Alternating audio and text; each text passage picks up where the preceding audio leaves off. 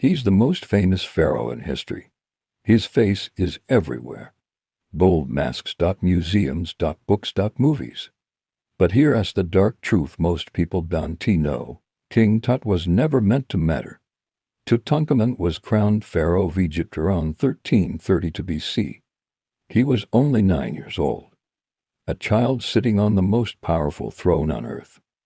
But Egypt wasn't really ruled by a king. It was ruled around him.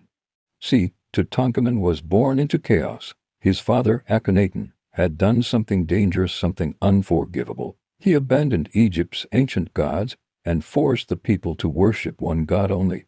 Temples were destroyed. Priests were stripped of their power. The entire country fractured. By the time Akhenaten died, Egypt was furious, and the solution: put a child on the throne. Tutankhamun didn't make the decisions. His advisors did. Powerful men whispered orders from the shadows. Generals moved armies. Priests quietly took their control back. The boy king was just a symbol, not a ruler, and his body paid the price. Modern scans of Tutankhamun's mummy reveal something disturbing. He had a badly broken leg, a club foot, malaria, and genetic disorders from generations of royal inbreeding. He couldn't even walk without a cane. Over 100 canes were found in his tomb. This wasn't a strong ruler. This was a fragile child carrying an empire on broken bones. Then, at just 18 or 19 years old, Tutankhamun died, suddenly, violently.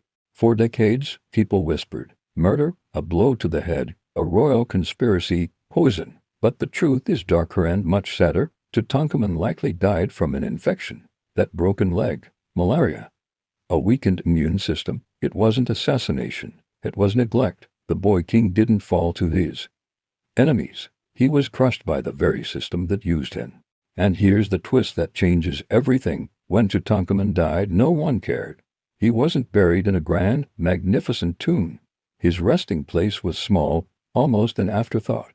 His name was literally erased from official records. Egypt wanted to forget him. And for over 30 years, they did.